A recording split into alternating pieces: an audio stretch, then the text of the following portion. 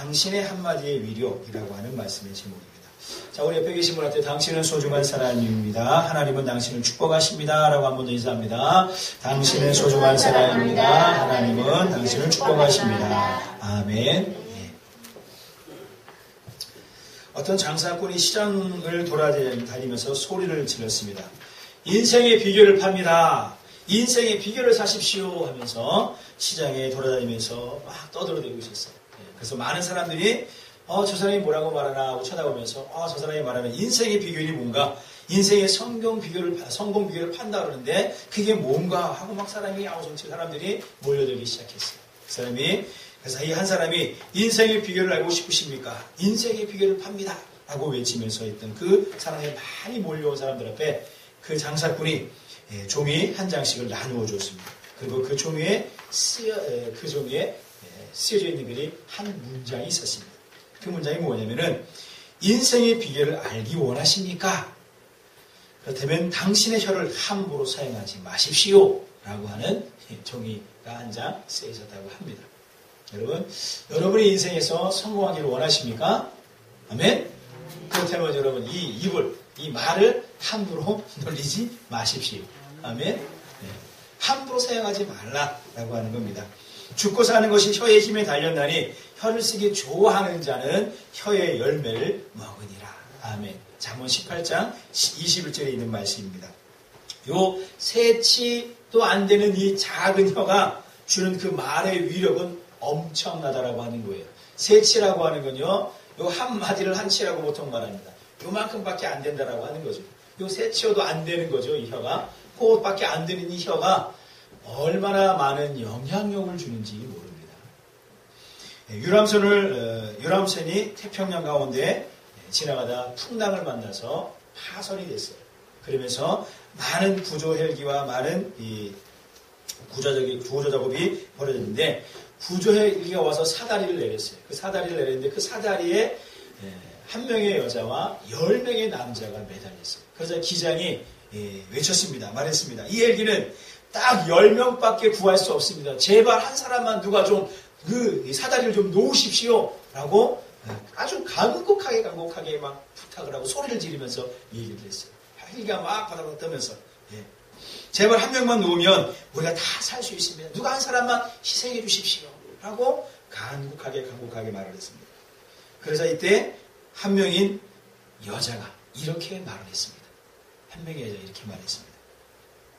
나는 평생을 남편을 위해 희생하고 자식들을 위해 희생하고 살았는데 이걸 한 번 더 제가 희생하지 못할 게 뭐 있겠습니까?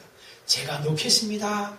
라고 말을 했어요. 아멘. 그러자 감동을 받은 이 10명의 남자들이 두 손으로 박수를 다 치다가 다 떨어졌다라고 하는 웃지 못할 재미난 이야기입니다. 여러분, 말이 주는 이 힘, 말이 주는 그 영향, 우리가 말하는 이 말은 그야말로 위력이 크다라고 하는 겁니다. 어떤 말을 하는가에 따라서 살릴 수도 있고 죽일 수도 있다는 말입니다. 요 혀와 요 말에 대해서 이 혀와 말이 사람을 살리기도 하고 사람을 죽이기도 한다라고 하는 거예요. 그래서 성경은 이 말과 혀에 대해서 너무나 많은 내용의 말씀들을 기록하고 있고 각 나라마다 이 말에 대해서, 이 혀에 대해서, 이 우리가 쓰는 언어에 대해서 그 언어가 얼마나 중요한지에 대해서 많은 교훈들을 주는 글들이 참 많습니다. 오늘 읽은 3장의 말씀도 그와 동일합니다. 오늘 주는 이 3장의 말씀도 마이크가 잘 안 나오네요. 3장의 말씀도 우리가 말씀에 대해서 말이 주는 그 위력이 얼마나 큰지, 말이 주는 그 위력이 얼마나 강한지에 대해서 말해주고 있습니다. 이 말이 주는 위력은 엄청나다라고 하는 겁니다. 여러분, 촌철살인이라고 하는 말이 있습니다. 꼭 촌철살인이라는 말을 들어보셨는지 모르겠습니다. 한 치밖에 안 되는 작은 칼로 사람을 해친다라고 하는 뜻입니다. 한 치, 요만한 걸로 말미암아 사람을 죽인다는 말인데 이 한 치밖에 안 되는 칼로 사람을 죽이는 이 촌철살인이라는 말은 한마디의 말을 통해 가지고 사람을 해치거나 사람을 죽인다는 그런 의미를 담고 있어요. 그래서 우리가 말하는 이 한마디의 말이 사람을 해치기도 하고 살릴 수도 있다라고 하는 겁니다. 이처럼 말이 주는 위력이 엄청나게 크다라고 하는 것을 설명해 줍니다. 우리가 하는 말에 대해서 야고보서는 오늘 읽은 말씀 속에 여러 가지로 그 말의 위력이 강하다라고 하는 것을 비유해 줍니다. 첫 번째는 말의 입에 물리는 재갈에 비유하고 있습니다. 여러분 우리가 알고 있는 이 말, 경마장에서 달리는 그 말은 보통 한 마리의 말이 500kg에서 600kg의 무게를 가지고 있다고 합니다. 그 말을 달리게 하면서 이 기수가 마음껏 조절할 수 있는 것은 말의 입에 재갈을 물릴 때 가능하다라고 하는 겁니다. 우리가 쓰는 이 언어에 대해서, 이 혀에 대해서 말의 입에 물린 재갈에 비유하고 있습니다. 또 배를 움직이는 작은 키에 대해서 비유합니다. 아무리 큰 배로 풍랑을 만나거나 바람을 밀려거나 어떤 여러 환경 속에서 그 방향과 목적지를 향해서 갈 수 있도록 하기 위해서 그 제대로 가게 하기 위해서는 뭐가 필요하냐면 배를 움직이는 키가 있습니다. 소종대. 그 작은 키가 그 큰 배를 움직이게 한다라고 하는 겁니다. 여수앞바다에 지금 기름 유출 때문에 많은 자연재해를 일으키지 않습니까? 그 키를 조절한 사람이 잘못 조절하는 바람에 그 엄청난 재산 피해를 지금 입히고 있고 많은 자연 피해를 입히고 있지 않습니까? 이 조그만 키 하나를 제대로 못 움직였기 때문에. 또 아마 오늘날 좀 비교한다면 우리 자동차하고도 좀 비교를 할 수 있을 것 같아요. 이 자동차, 그럼 자동차 어떻습니까? 자동차 요 운전대 하나로 이 커다란 자동차, 엄청난 큰 트럭, 엄청난 이 중장비도 이 조그만 요 키 하나, 핸들 하나 가지고 좌로 갈지 우로 갈지 어디로 갈지 정확한 목적을 향해서 가게끔 조절한다라고 하는 거예요. 말에 대해서 또 비유하기를 작은 불에 대해서 말을 합니다. 작은 불. 자, 여러분 한번 우리 읽어볼까요? 3절부터 6절까지 말씀을 한번 다시 한번 좀 읽어보면 좋겠습니다. 자, 3절부터 6절의 말씀 한번 같이 읽습니다. 우리가 말들의 입에 재갈을 물리는 것은 우리에게 순종하게 하려고 그 온몸을 제어하는 것이라. 또 배를 보라. 그렇게 크고 강풍에 밀려가는 것들을 지극히 작은 키로서 사공의 뜻대로 운행하나니 이와 같이 혀도 작은 지체로 돼 큰 것을 자랑하도다. 보라 얼마나 작은 불이 얼마나 많은 나무를 태우는가. 혀는 곧 불이요 불의의 세계라. 혀는 우리 지체 중에서 온몸을 더럽히고 삶의 수레바퀴를 불사르나니 그 사르는 것이 지옥불에서 나느니라. 아멘. 예, 우리가 쓰는 이 혀, 이 말에 대해서 비유하기를 말과 말의 재갈 그리고 배 키로 비유하고 있고 작은 불에 대해서 비유하고 있습니다. 작은 불이 얼마나 많은 나무를 태우는지 6절에서 비유하여 설명하고 있습니다. 우리나라가 1995년부터 약 10년간 산불로 인한 사망자 수가 약 184명이라고 합니다. 그리고 재산 피해는 자그마치 1124억이라고 그래요. 이로 인해서 엄청난 양의 산내 재산이 피해가 일어날 뿐만 아니라 자연의 어떤 해를 끼치는 것은 금액으로 따질 수 없다는 겁니다. 그런데 산불이 나는 원인의 이유들을 찾아보니까 가장 높은 게 뭐냐면은 첫 번째는 사람들의 실수로 인한 실화. 사람들이 실수로 산에 올라가서 뭐 하다가 불을 지펴가지고 일어난 게 산불의 46%라고 합니다. 그리고 요즘에 한참 이제 또 봄철을 맞이해서 이 논두렁에 이렇게 소각하잖아요. 벌레 죽이고 뭐 한다고 해서 논두렁에 밭두렁에 불 태우다가 산불로 번지는 경우가 두 번째로 높다고 합니다. 16%라 그래요. 그리고 세 번째로 순위로는 사람들이 담배 피우다가 담배 꽁쳐 버리는 것으로 인해서 일어나는 게 세 번째로 산불의 원인이 높다고 합니다. 그러니까 어떻게 큰 불을 내는 게 아니에요. 큰 불을 내는 게 아니에요. 모닥불을 펴놨다가 불이 확 일어나는 게 아니라 작은 불씨 하나가 뚝 떨어져가지고 그 불이 엄청난 이 산 하나를 다 태우고도 남는다라고 하는 거예요. 그것을 성경은 뭐에 비유했냐면은 우리 말에 비유하고 있습니다. 우리 혀에 비유하고 있어요. 이 6절을 제가 한번 다시 읽어드려볼까요? 자, 5절과 6절. 이와 같이 혀도 작은 지체로 돼 큰 것을 자랑하도다. 보라 얼마나 작은 불이 얼마나 많은 나무를 태우는가. 자, 들어보세요. 6절에는 혀는 곧 불이요 불의의 세계라. 혀는 우리 지체 중에서 온 몸을 더럽히고 삶의 수레바퀴를 불사르나니 그 사르는 것이 지옥불에서 나느니라. 예, 이 말에 대해서 야고보 사도는 표현하기를 마치 불의 표현인데 그 불을 어디까지 치솟아가냐면은 우리 삶이 돌아가는 생활에 돌아가는 삶 속에서 돌아가는 수레바퀴로 표현하는데 우리 생활 속에서 나타나는 건데 우리 생활을 더럽히는 가장 악독한 것이 우리 바로 혀다. 근데 그게 불로 표현했는데 그 불이 지옥불에서 난다 그랬습니다. 지옥불. 여러분 지옥이라고 하는 거 한번 상상해 보셨습니까? 예. 지옥불과 같을 정도로 이 강한 독성을 가지고 있고 모든 것을 앗아가 버리는 게 요 새치혀에 달려있다라고 하는 거예요. 그래서 이 말 한마디로 상대방을 죽이기도 하고 살리기도 한다라고 하는 거예요. 내가 말하는 이 말이 우리 사람의 마음에 상처를 주고 평생 가슴 아프게 만들어가서 가슴앓이를 하게 하는 경우도 있다라고 하는 겁니다. 그만큼 이 말이 주는 이 언어가 주는 우리 혀가 주는 요 짧은 이 혀가 주는 이 말은 엄청난 힘을 가지고 있다라고 하는 거예요. 그래서 유대인의 그 교육서에는 이 말에 대해서 상당히 많이 교훈을 하고 있습니다. 성경의 잠언 성경을 보면 수 말에 대한 얘기가 많아요. 그래서 말을 어떻게 해라? 조심해라. 한번 우리 옆에 사람한테 얘기합시다. 말 조심합시다. 시작. 말 조심합시다. 말 조심합시다. 말을 좀 조심하고 써야 된다라고 하는 거예요. 네, 말을 함부로 하면은 결국 어떻게 그게 상대방한테 상처를 간다라고 하는 거예요. 그 상처는 어떻습니까? 그대로 내 마음속에 남는다라고 하는 겁니다. 유대인의 한마디라고 하는 책이 있습니다. 그 책을 쓴 사람은 유대인으로서 랍비인데 조셉 델리슈킨이라고 하는 사람이 쓴 책인데요. 그 책에서 뭘 말하냐면은 이 말을 가리켜서 뭐에 비유했냐면은 활에다가 비유했습니다. 활. 뭐 한국말은 많은 뭐 칼도 있고 뭐 여러 가지가 있을 텐데 활에 비유한 이유는 뭐냐면은 우리의 말은 한 번 활시에서 딱 당겨져가지고 뿅 해서 날아가면은 다시 어떻게 해요? 멈출 수 있다 없다? 없다라고 하는 거예요. 그만큼 말은 상대방을 향하여서 상처를 줄 수 있고 회복을 시킬 수 있는 위력을 가지고 있다고 말합니다. 그래서 다시 돌아오지 않기 때문에 상대방을 죽게 만든다라고 하는 거예요. 이 말은. 그래서 이 책이 말하고자 하는 것은 이 유대인의 한마디라고 하는 책인데 그 책에서 말하고자 하는 것은 그 한마디예요.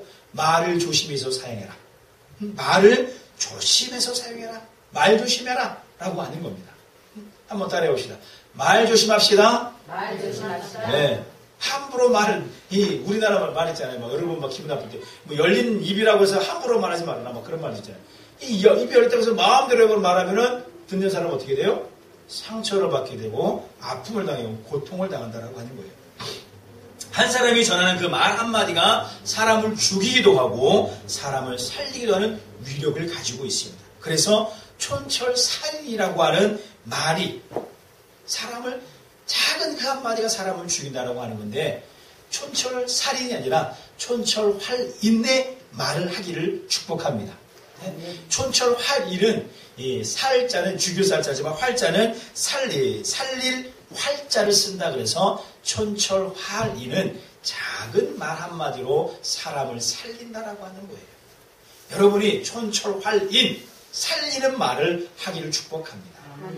그래서 다른 사람을 향해서도 사랑의 말과 위로의 말과 격려의 말과 회복시키는 말들을 만들어가기를 축복합니다.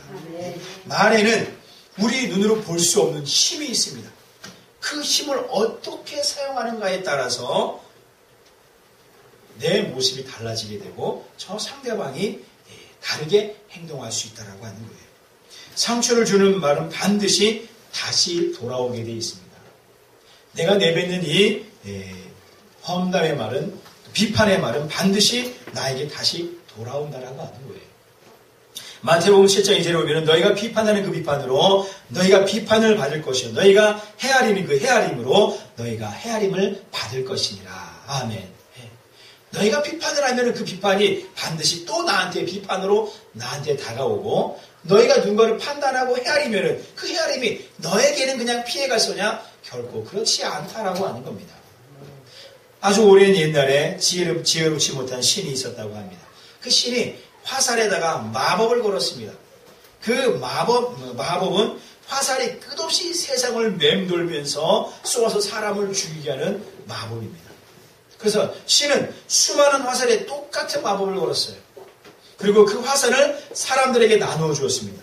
사람들이 화살을 쏘아서 상대방을 죽이더라도 결국에 그 화살은 그 상대방을 죽이고 나에게 다시 돌아왔다라고 하는 거예요. 그래서 그 화살이 돌고 다 돌아서 세상의 사람들을 다 죽이고는 이제는 어디로 향한 거예요?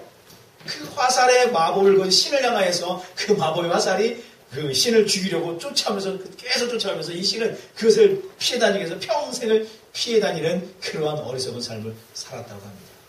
그 사살의 이름이 무엇인지 아십니까? 험담의 화살이라고 합니다. 험담의 화살. 누군가를 비판하고 험담하고 헤아리고 판단이라고 하는 그 험담은 결국 누구한테 돌아온다는 거예요? 돌고 돌아서 어디로? 이리로 온다라고 하는 거예요. 그래서 유대인의 그 율법 해석서인 미드라시에는 험담에 관한 다음과 같은 세 말이 있습니다. 이 험담은 자그마치 세 사람을 죽인다. 말하는 사람을 죽이고 험담의 대상자를 죽이고 그리고 듣는 사람을 죽인다. 그리고 결국 모두를 죽이는 게 바로 험담의 말이다라고 해석을 하고 있습니다. 그럼 심리학자 지글러 박사 이야기를 좀 하면은 심리학자 지글러 박사가 어느 날 길을 가는데 동냥하고 있는 거지를 봤습니다.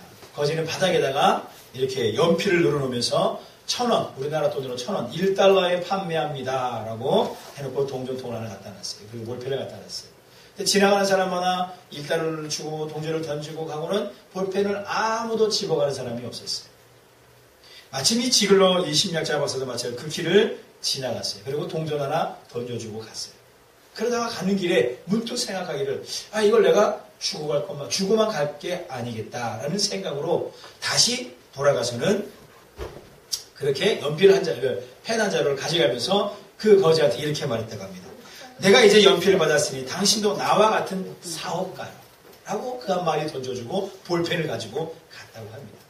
그 말을 들은 그 거지는 여지껏 자기는 생각하기로 사람들이 동전을 주고 가고 1달러를 던지고 가고 해서 나는 볼펜 갖다 놨지만 가져가지 않기 때문에 거지로만 생각하고 그래 오늘도 동전 몇 푼을 받았구나라고 자기 스스로 거지의 삶을 살았다고 합니다. 그런데 마치 웬 신사가 지나가면서 볼펜을 가져가면서 내가 1달러를 주고 볼펜을 사갔습니다. 그러니 당신도 나와 똑같은 사업가이고 당신도 나와 같은 사람입니다. 라고 한 그 말에 용기를 얻어서 이제부터는 거지가 아니라 나도 거지로서 그냥 받는 게 아니라 주고받는 사업가로서 볼펜 하나라도 팔면서 살아야겠다 하면서 그 생각이 바뀌었다고 합니다. 그리고 오랜 시간이 지나서 이 거지였던 사람이 넥타이를 메고 양복을 입고 이 신사를 찾았다 그래요. 그러면서 그 신사에게 이 지글러 박사에 와서 그 신사가 말했답니다. 오래전 당신이 나를 기억할지 모르겠지만 제가 거지였던 사람입니다. 당신이 저한테 그 한마디 던지고 간 그 말씀이 당신도 나와 똑같은 사업가요라고 하는 그 말 한마디 때문에 저는 인생에 도전을 받았고 이제 제 인생은 바뀌었습니다. 라고 전했다고 합니다. 여러분 그렇습니다. 우리가 가지고 있는 이 말 한마디, 내가 하는 이 말 한마디는 나로 하여금, 상대방으로 하여금 큰 위로와 회복을 일으킬 수 있는 힘이 될 수도 있기도 하고 이 말의 힘은 상대방을 그야말로 상처투성이로 저기서 헤어나지 못하게끔 만드는 아픔, 고통, 괴로움을 주는 그러한 힘을 가지고 있다고 하는 겁니다. 여러분 말은 소리의 영역이 아닙니다. 이 말, 우리가 하는 이 말은 단순히 전해지고 외쳐지고 떠들어내는 소리의 영역이 아니라고 하는 거예요. 들려지는 소리로 끝나는 게 아니라고 하는 겁니다. 이 말은 영의 영역입니다. 영의 영역. 정신의 영역이고 마음의 영역이고 더 깊게는 우리 영의 영역이 바로 우리 말에 있다라고 하는 겁니다. 그렇기 때문에 말로 인해서 살기도 하고 죽을 수도 있다는 것입니다. 그러기에 우리는 말에 대한 훈련이 필요합니다. 그래서 말에 대한 훈련을 우리가 세워가야 되는 거예요. 세치어도 안 되는 이 작은 혀를 어떤 누구도 다스릴 수 없어요. 이 혀를 어떤 누가 다스립니까? 아무도 다스릴 수 없다고 성경은 우리에게 말합니다. 혀는 능히 길들일 사람이 없나니 쉬지 아니하는 악이요 죽이는 독이 가득한 것이다 라고 말하고 있습니다. 능히 이 혀를 누가 다스릴 수 없지만 그러나 성경은 우리에게 말하기를 이 혀를 훈련시키라고 말하고 있어요. 이 세치 이 작은 혀를 훈련시켜 갈 때에 조절해 갈 수 있다는 하는 거예요. 말의 입에 재갈을 물렸을 때 그가 달릴 때에 기수의 움직임에 따라서 쫓아서 순종하여 가는 것처럼 커다란 배에 그 키가 있어서 그 키로 조절하여서 목적지를 향하여서 풍랑을 만나고 뭘 만날 때 어려움을 만날 때도 조절해서 파손되지 않도록 잘 암초들을 피해가서 갈 수 있도록 하는 게 키에 달려 있다고 하는 것처럼 작은 불씨도 여러분 불도 우리가 잘 활용하면 우리에게 얼마나 유익함을 줍니까? 우리 일상에서 불을 빼놓고 여러분 산다는 게 여러분 상상이나 할 수 있겠습니까? 우리 일상에 불이 없다고 한번 생각해 보십시오. 이 전기도 불과 같은 거 아닙니까? 에너지. 우리 생활 속에 불이 없다고 한다면은 얼마나 불편하고 엄청난 이거는 우리 삶 속에 고통이고 괴로움일 거예요. 그런데 그 불을 잘 사용하고 있으니까 어떻습니까? 우리에게 큰 유익을 주고 있지 않아요? 그 불을 잘 우리가 활용하니까 우리 생활 속에 아주 유익함들이 많습니다. 음식을 먹을 때도 맛있게 먹을 수 있고 그 불로 인해서 우리의 생활 속에 편리한 것들을 많이 만들어 간다고 하는 거예요. 그런데 그 불을 잘못 사용하게 되면 어때요? 많은 것들을 싹 다 태워버린다고 하는 거예요. 그래서 우리 짧은 이 세치어도 안 되는 이 혀를 잘 훈련시키면은 엄청난 유익함이 우리에게 일어난다라고 하는 겁니다. 그래서 이 언어, 우리 혀, 이 말을 훈련해 가기를 축복합니다. 그래서 훈련되어진 말을 가지고 상대방을 향해서 회복시켜가는 언어들을 사용하기를 축복합니다. 야고보서 1장 19절에 보면은 내 사랑하는 형제들아 너희가 알지니 사람마다 듣기는 속히 하고 말하기는 더디하며 성내기도 더디하라. 사람이 성내는 것이 하나님의 의를 이루지 못함이라. 아멘. 그러면 이 언어를 우리 말을 훈련함에 있어서 가장 먼저 필요한 게 무엇냐라고 했을 때 먼저 듣는 훈련이 필요하다라고 하는 겁니다. 듣는 훈련. 상대가 무슨 의도와 무슨 뜻으로 말하는지 그 듣는 훈련이 우리 생활 속에 필요하다라고 하는 겁니다. 그래서 잘 들어주면은 대화가 되어집니다. 상대방이 말하는 것을 잘 들어주면은 여러분 이야기가 될 수가 있어요. 근데 이 듣는 게 잘 안 됩니다. 우리가 생활 속에. 그래서 듣는 훈련을 우리의 생활 속에 만들어가기를 축복합니다. 그렇다면 이 듣기 위한 방법의 첫 번째는 뭐냐면 기다림입니다. 듣기 위해서 필요한 건 뭐냐면은 기다리는 훈련이 필요한 겁니다. 말하는 사람의 대화를 끝까지 들어주기 위해서 기다려야 한다고 하는 거예요. 기다리십시오. 아멘. 상대방이 말하면 좀 기다리세요. 끝까지 말하는 걸 들어주세요. 아멘. 그 기다림이 없어요.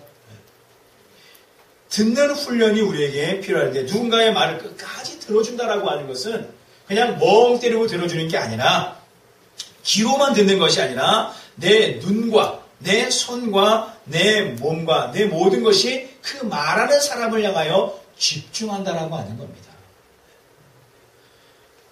우리나라 스마트 보급률이 세계 1위라고 합니다. 스마트폰이 뭔지 아시죠? 똑똑한 폰을 가리켜서 스마트폰이라고 합니다. 영어로 말하니까 스마트폰 그런데 똑똑한 폰 하니까 좀 재밌지 않아요? 이 스마트하다는 말이 똑똑하다는 건데 똑똑한 폰 보급률이 한국이 세계 1위라 그래요. 그래서 100명을 기준했을 때 2013년에 통계를 보니까 67% 이상이 다 스마트폰을 가지고 활용하고 있다고 합니다. 이 똑똑한 전화기를 가지고 있다고 합니다. 그런데 문제는 이 똑똑한 폰을 가지고 있는데 요 녀석 때문에 사람들이 힘들어져요. 대화가 안 돼요. 스마트폰을 가지고 우리가 편리하게 우리가 유용하게 잘 사용하기도 하지만 이 똑똑한 폰 때문에 사람의 관계가 잘 안 만들어져요. 여러분 생활 속에 한번 찾아보세요. 만약 어떤 공동체에서 모여서 같이 대화를 하고 얘기를 하고 있을 때 사람들이 얘기를 하는데도 꼭 스마트폰 전화도 안 오는데 꺼내가지고 보고 이렇게 놓고 보고 이렇게 보고 아니 왜 자꾸 보는 거예요? 말하는 사람 얘기 듣지도 않고 그렇지 않습니까? 네? 친구끼리 만나서도 친구하고 대화하면서도 이거 만져가지고 괜히 만지랄 거래요. 계속 뭐 오지도 않았는데 아니 이거 심지어 친구하고 얘기하면서 이거 하면서 또 다른 사람한테 얘기하고 여러분 듣는다라고 하는 것은요 경청입니다. 제가 누누이 말을 했습니다. 듣는다고 하는 것은 경청인데 이 경청이라고 하는 것은 앞서 말씀했던 것처럼 그 시선과 그 손과 모든 행동의 마음들이 저 상대방을 향하여서 집중한다라고 하는 거예요. 그래서 그 사람이 무슨 말을 하는지 들어주는 거예요. 그래서 그것이 그 사람이 말하는 것에 대해서 내가 함께 대응해주고 공감해주는 그 기초가 바로 듣는 것, 경청이라고 하는 겁니다. 우리가 말하는 이 말 한마디의 위력은 엄청나게 큰 힘을 가지고 있는데 그 말 한마디의 위력의 출발은 바로 들어줌에서부터 나타난다라고 하는 거예요. 들어주지 않으니까 이 사람이 이렇게 여기서 A라고 뭐라고 얘기했는데 이 사람은 엉뚱한 저 C에 대한 얘기를 하고 동문서답을 하는 경우가 많다라고 하는 거예요. 여러분 듣는다라고 하는 것은 경청의 자세를 가지고 시선과 함께 그 행동도 그 상대방을 바라봐 주는 겁니다. 두 번째는 이 듣는다라고 하는 것은 변론보다는 이해하려는 마음으로 듣는다라고 하는 거예요. 우리 상대방이 막 말할 때 그러잖아요. 잠깐만 있어봐. 내가 말해줄게 하고 말 끊어버리는 경우 많지 않습니까? 말을 끊는 게 아니에요. 듣는 것은요. 그 사람이 어떤 말을 할지 끝까지 다 말하는 것을 들어줘야 돼요. 특별히 우리 남자들은 아내가 말할 때 또 여자들이 말할 때 그 말을 다 들어주는 것에 대해서 아주 힘들어합니다. 왜? 남자들이 가지고 있는 이 언어적인 속성 중에 하나가 결론적인 것만 들으려고 하는 그런 속성들이 있어요. 그러니까 뭐 아내든 여자들이 뭐 장한 얘기를 쫙 하려고 그러면 잠깐만 그래서 어떻게 됐는데 결론이 뭔데? 라고 하는 소리를 많이 할 때가 있어요. 가끔 저도 그렇습니다. 우리 큰딸이 학교 와서 있었던 얘기를 쫙 장하게 해요. 하루 종일 있었던 얘기를. 그러면은 그래서 뭐 어떻게 한 건데 결론도 없어요. 자기 얘기 그냥 쫙 한 거예요. 그럼 제가 뭐 어떡하라고 결론이 뭐야? 라고 말하면은 아마 본인은 좀 답답할 거예요. 가끔 그럴 때가 제가 있어요. 어쨌든 끝까지 다 들어주기도 하는데 이게 쉽지 않은 부분이에요. 듣는다라고 하는 것은 상대방의 말에 결론을 맺어주는 게 아니에요. 변론을 하는 게 아닙니다. 결말을 주려고 하는 게 아닙니다. 당신이 그건 잘못했으니까 이건 이렇게 해가지고 결론을 내가 만들어서 주려고 하는 게 듣는 게 아니라고 하는 거예요. 상대방이 말할 때 아무런 영향가 없는 소리, 결론 없는 소리, 어떤 하루 종일 있었던 자기 이야기를 막 할지라도 그랬어. 그랬군요. 그래? 하고 끝까지 다 들어주고 그랬어. 오늘 참 힘들었겠네? 라고 말해주는 게 듣는 사람의 자세라고 하는 것이고 말의 기본이라고 하는 겁니다. 어떤 남편이 가정사역 공부를 하고 와서 아내한테 생일을 맞이해서 이렇게 말했다고 합니다. 여보, 당신이 원하는 생일 선물이 뭐야? 내가 당신이 원하는 거 다 해줄 수 있어. 말만 해. 그랬다고 말해요. 그렇게 남편이 아내한테 생일 선물을 주겠다고 호언장담을 하면서 얘기를 했습니다. 그러자 아내가 하는 소리가 정말 들어줄 겁니까? 라고 물으니까 남편이 내가 뭐든지 다 해줄게! 라고 말했다. 그래서 아내가 남편한테 그렇게 얘기했습니다. 내 생일날 너도 말고 덜도 말고 딱 1시간만 내 말을 아무런 꼬투리 달지 말고 아무런 결론을 내려고 하지 말고 중간에 치고 들어주지 말고 그냥 1시간만 들어주세요 라고 말했다고 합니다.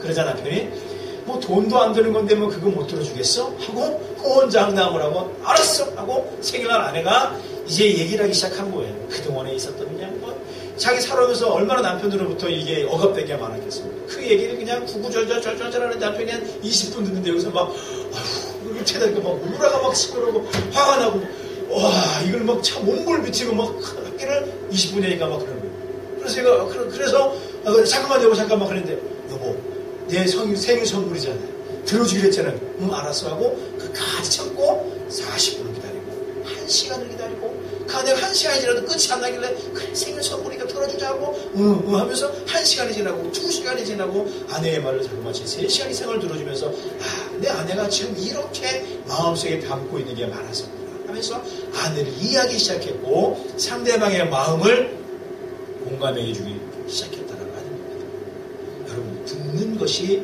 말의 시작입니다.